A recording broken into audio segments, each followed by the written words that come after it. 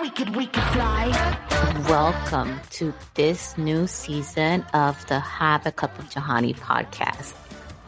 So I want to title this new season that I'm embarking on with I'm growing. So this is going to be the season of growth.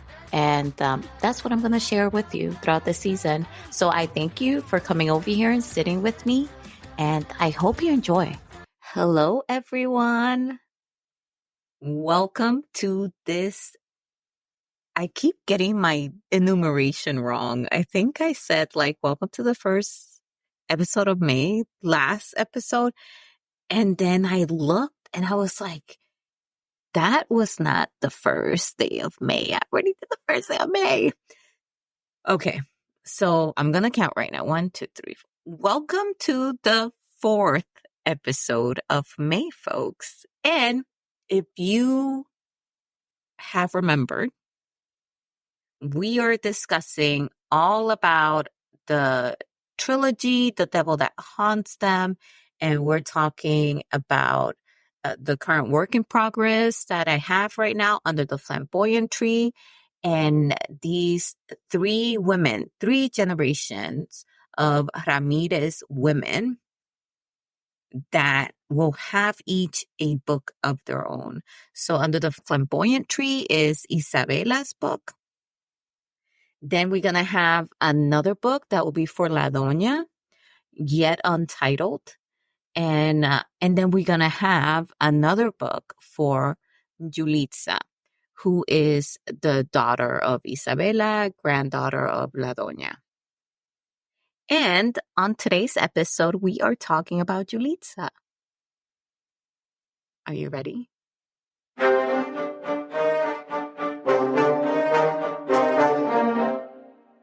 Of course you are. Let's go. All right. Julitza Ramirez Prescott, 22 years old. So I have all of these character cards on Scrivener, which is a program that I use to write. A quick blurb about Scrivener. I love it. So I can't say really bad things about it, other than the learning curve was, wow, really high, right? But I feel like right now I'm still learning, even though I've been using the program for I want to say 5 years now. It is still something new to learn about this program because it just has so much that it can give a person who writes fiction, nonfiction, essays, whatever. But for fiction, it is just so instrumental because it allows me to kind of move things around easily as opposed to having copy and pasting and having to find the right area where to put it in.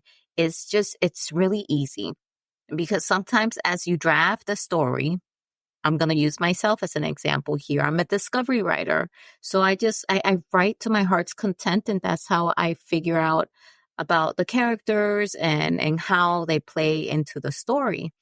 And for me, that takes me quite a few quote unquote first drafts where I'm really discovering the story until I end up with the final first draft. And because I write it in scenes format where each scene just has its own document within binders in Scrivener, it makes it that much easier to search for them, to allocate them, to change the order of them. It's so plug and play friendly. It is insane. And one of the things that Scrivener has as well is it has a file for everything. I have character sheets, which are their own template on Scrivener. And like I said before, I've added to that template so that way I get the things that I need from it. And then it also has templates for places for the settings. And this is big for me because I tend to be a writer that tends to kind of do dialogue and do internal monologue and all of that, right? And then it's somebody told me, you have talking heads on a blank space. And yes, I got offended at first. Yes, I got sensitive about it. But then I learned a little bit about myself once I was able to let go of the defensiveness and really listen to this feedback. And for sure, I figured out that I tend to discount the setting. I tend to kind of like bypass it and then just go straight into a narrative and what the characters are doing. I tend to be very character focused. So I got to be very careful. One of my passes as I rewrite and edit, it is just solely focused on setting, just so I can ensure that I don't have talking heads on a blank space. So on Scrivener, there's this whole format for it where you have the various settings that you'll be using in the story. So for me, I have a setting for Nantucket, and I use sensory details of what the characters will see. I have one for like off-campus Boston, off-campus for Julitza because she's a college student. I have one for the morgue because Isabella on the second chapter has to go to Boston and has to identify her daughter's body. So I have a setting sheet just for that. I have one for Julitza's apartment. I have one for the house in San Francisco de Macorís. And I have one for the tree because it's kind of like a setting and a character all of its own.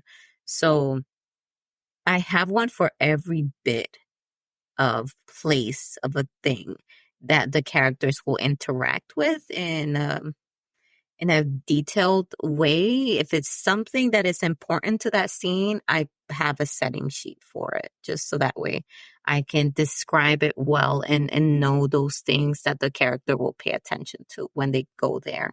And now thinking about it, I think I need to do one for Marisol Resorts in here, just so that way I can keep that in check. In this manuscript, I have the resort several times in there, and I just want to make sure that the things are jiving in there, right? I can't say, look, it has like a red carpet here, and then on the next scene that I'm talking about the Marisol Resort, and I'm talking about that same office, then I'm saying that it has a yellow carpet in there, you know? So I got to make sure that I'm not inconsistent in my description. So that's why setting cards are important. And that's why, in a nutshell, Scrivener, for me, is very helpful because I can have all of that in this one document for this manuscript, and I don't have to leave Scrivener. Everything is there.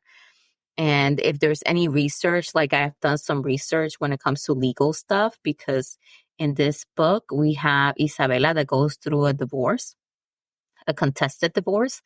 And this is something that I researched, and because I had a lot of questions about it. So I have some of that research here, which is just a copy and paste of the website. And you can do that on Scrivener. You can just copy and paste it, and then it takes like a screenshot of that website, and you can look at it even if you're not online. Another great thing about Scrivener. But nevertheless, let's talk about Julitza Ramirez Prescott, and let me just pull up her character sheet. I'm so geeked out. She is the maiden when we're talking about the maiden, the crone, and what is the other one? What did I say? Oh my God. Hold on. Maiden, crone. Maiden, mother, crone. There we go. Okay. Google approved. We'll be right back. Whispers in the shadows. A chill in the air that grips your soul. The past isn't dead. It's alive. It's waiting. It's the devil that haunts me.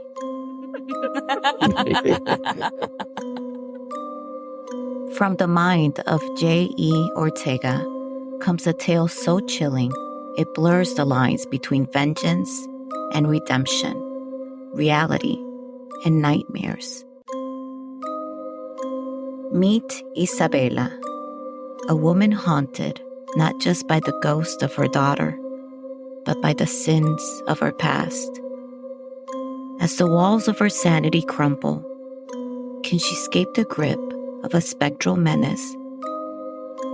Or will her demons consume her? Dive into a world where every page crackles with suspense, where every chapter peels back the layers of a curse so profound it echoes through generations.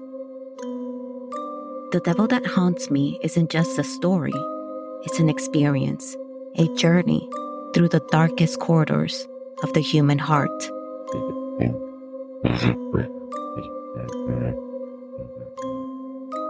Are you brave enough to face the devil?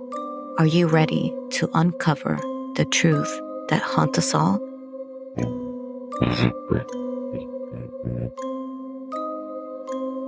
Find out in The Devil That Haunts Me, available wherever books are sold. Pre-order your copy today and confront the devil within. El diablo te espera.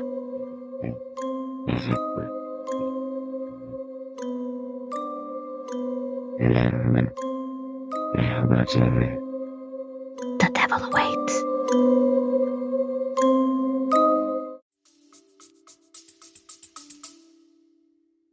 So, Julitza, I asked ChatGPT, right? I said, this is the character Julitza. What sign do you think she fits in? And then the computer said Pisces. So Julitza is a Pisces people.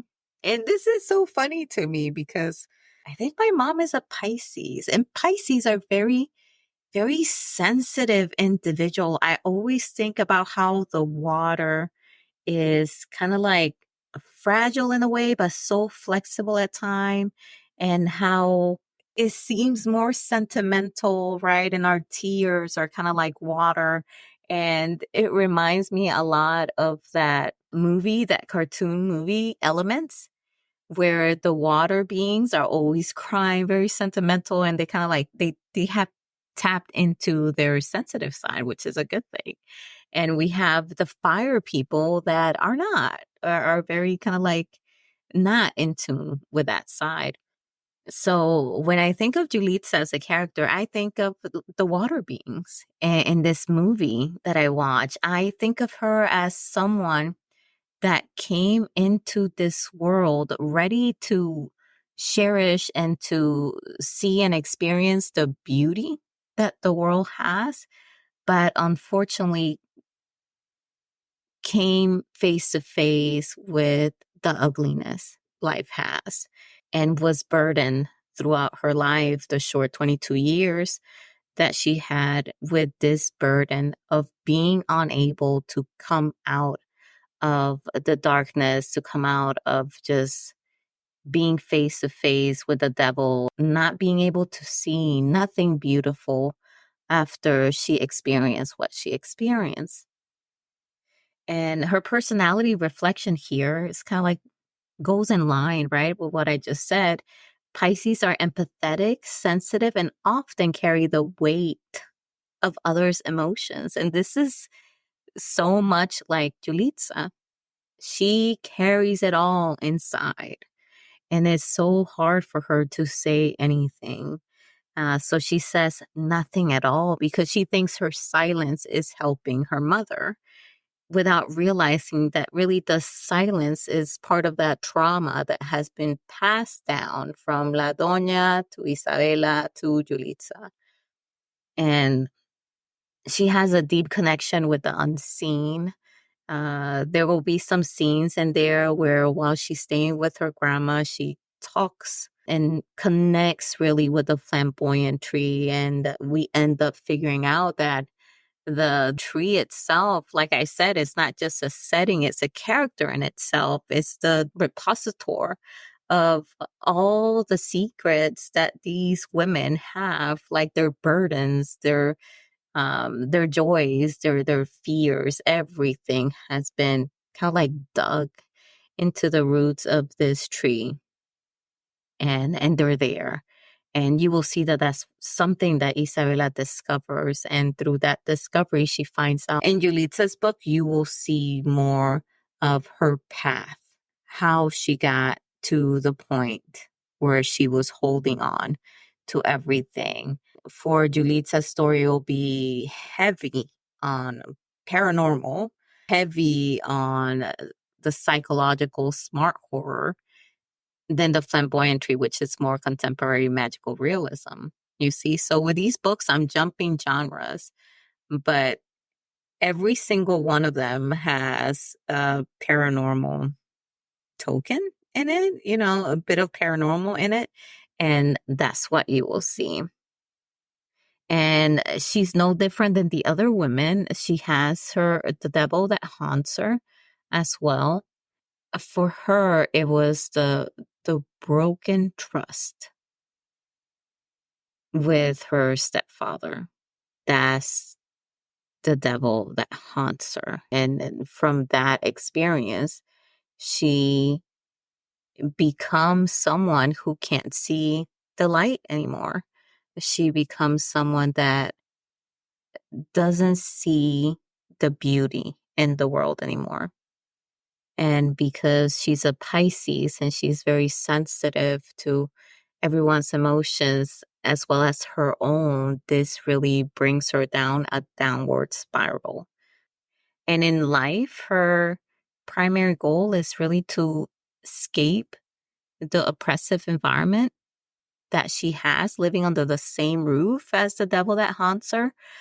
But the thing is, right, that when you're that age, you are attached. It's like, this is something that I really had to sit down with, because when you're that age, you're a young adult. You kind of are your own person, but you really are not, because you're still dependent on a lot of things. You're dependent on your parents for giving you the knowledge to be able to grasp and do certain things as a new adult, right? You depend, if you're going to college, on the university to take care of certain things for you. You are so dependent on so many things, but the world sees you as an adult. But inside, you really don't feel like one. And that is something that I had to articulate very carefully when it comes to Julitza, because it is kind of like these painful emotions that she goes through as she understands this, that while legally she is an adult, she is still very much like a child inside, like a hurt child inside. And you will see that when you get to read her book. When it comes to her physical description, like I said, I don't really go too deep into physical descriptions for the characters. I tend to go more into how they feel inside and the things that make them tick. Nevertheless, for Julitza, she has her mother's dark brown eyes, right, which are very sad eyes. And then I make that differentiation so that way the reader can acknowledge that. How when she steps off the plane, she is very hopeful when she meets her mom. But then there's a point in the story where her gaze is no longer the same. And that is something that is so subtle sometimes in real life. But when you look back at it, particularly when if somebody unlives themselves, then you think back on that moment and you're like, that's when that change happened. So I just wanted to kind of give that a minute in the page, right? So that way we can reference that there and educate the reader as well, because you may have heard me say this before, but I mean, not only do I want my books to be representative, I want them to be realistic, I want them to be entertaining, but I also want the reader to learn something from it. And I think in this book, in Julitza's book, the reader will learn just how delicate life is. The theme for this book is that one that we have heard so many times, which is we don't really know what people are going through when we see them. There's so much weight that can be on somebody's shoulders that you don't really know when you just superficially talk to them. But if you do get to know them, or at least just give them that grace to treat them as if they are going through something, knowing that you don't really know the extent of it, then at the very least that will help with interactions with other people. But that's going to be the theme here, just that unknown factor of the weight that people carry inside that no one really knows. unless eventually it happens to you and you know. But back to her physical description, she has curly hair like her mom. She rebels with her mom. This was something that I did put in here. Isabela, you will see that she is very meticulous about straightening her hair. And that is something that I went through. That was a phase that I went through trying to kind of like renege on my culture where I came from. And I think it had to do with thinking without maturity or much knowledge that for me to embrace being in the United States, I had to let go of where I came from. Now that I'm a little older and mature, now I understand that I don't need to let go of that. I can embrace both and I can continue to be myself. So I used to straighten my hair quite a lot. I went through a lot of procedures and the curls will always come back. And I have stopped doing that. I no longer do it. So I gave Julitza that. I gave Julitza my latter stage of rebellion. And she rebels against her mother, asking her to straighten her hair because it will look better. And instead, she just leaves it natural. And this is kind of like a way that she fights back, because one thing about Julitza is that while she feels a lot and she wants to say a lot, the way that she says it instead of words is through actions, which some people may think is like acting up or being a brat. But really for her, it's kind of like having some sort of control. You know, because like I said, right, when you are on that precipice of being a new adult, you kind of like want to assert adulthood, but don't really know how. And you still end up feeling like a big baby while legally you are an adult. You know, so this is what we're going to see here with Julitza a lot. Okay. Personality. And I'll be wrapping this up shortly. She is like her mother. She is a closed book. Trained to guard her family secret, because de eso no se habla, people, you know that. And she bear her burdens in silence. However, she possesses a silent strength and a yearning for freedom and authenticity. Her intelligence and introspection are evident, though she rarely opens up, except with Natalia. And you will meet Natalia very briefly in Under the Flamboyant Tree. But in Julitza's book, she'll be there much longer. So you will really get to know Natalia. I have gotten to know Natalia quite a lot. All right. Habits and mannerism. I'll give you this one before I close off. She has a habit of retreating into herself, kind of like this physically closing off from the world. It's like, it's a very visual shutdown that she does when something triggers her. And Natalia, in her world, and Julitza's world, Natalia can catch on to that. But others, not so much. And others end up making the misconception, once again, that she's just being snooty or she's just being someone that is hard to be around. And Natalia doesn't really know the scope of the trauma, what Julitza has been going through. And she won't find out until later. But you will kind of be able to see, if you read Under the Flamboyant Tree, you will see how Natalia plays a role on bringing in Isabela into what happened to Julitza and what Julitza knows. And that's the key right there, people, because that's the scene that ties Under the Flamboyant Tree with Julitza's book. So there's scenes in Under the Flamboyant Tree that ties into the other two books. For Julitza's book, it's going to be the moment that Natalia meets Isabela. That's where that other book ties in. And when it comes to La Doña's book, it will be during the flashback that Isabela has when she sees her mother getting married. And that's where her mother's story begins.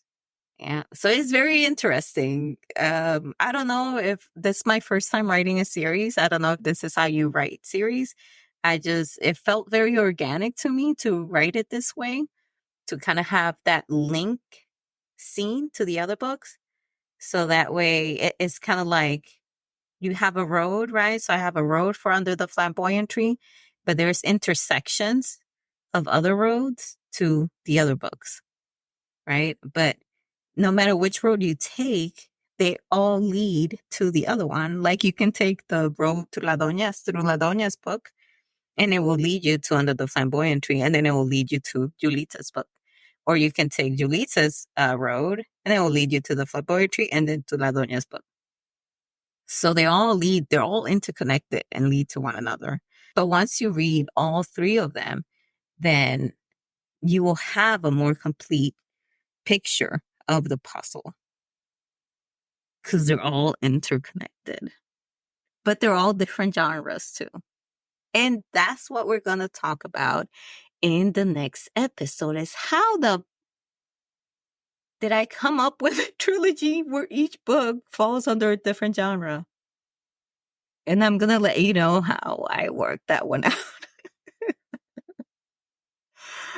All right, folks. I hope you enjoy this. I hope you are curious to get to know Julitza a little bit more, not just in Under the Flamboyant Tree, but in the other two books. I can't wait for you to get to know these characters, these women, a whole lot more. And I will talk to you next Wednesday when we're going to talk about this mind genre bending trilogy. I'll see you next time. Bye. Oh, we could fly. Thank you so much for listening. I want to hear from you. Leave me a comment, do a rating if you can on the podcast, share it with somebody you love, but most importantly, come back. See you next time. Bye.